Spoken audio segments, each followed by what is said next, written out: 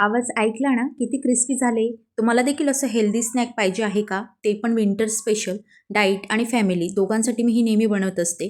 खरंच खूप टेस्टी आणि क्रिस्पी होता. सगळ्यात अगोदर पॅनमध्ये 1 स्पून एवढं तूप घालायचं आहे आणि तुपामध्ये आपल्याला 2 वाटी एवढे मखाणे छान रोस्ट करून घ्यायचे आहेत.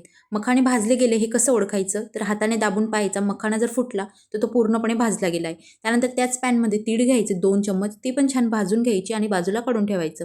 त्यानंतर त्याच पॅनमध्ये 1 चम्मच एवढं परत तूप घालायचं आहे आणि त्यामध्ये 1 वाटी एवढं गूळ घालायचं आहे. हे प्रमाण अगदी योग्य आहे.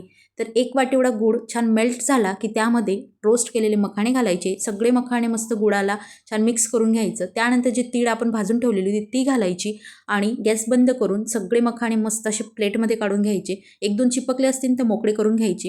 हे मखाणे जर तुम्ही लाल कलरचा गूळ जर घातला तर त्याने अजून कलर छान येतो. मी चिक्कीचा गूळ वापरलेला आहे. तुम्ही पण हे मुलांसाठी बनवता का? मला कॉमेंटमध्ये नक्की सांगा. व्हिडिओ आवडल्यास लाईक करा, शेअर करा.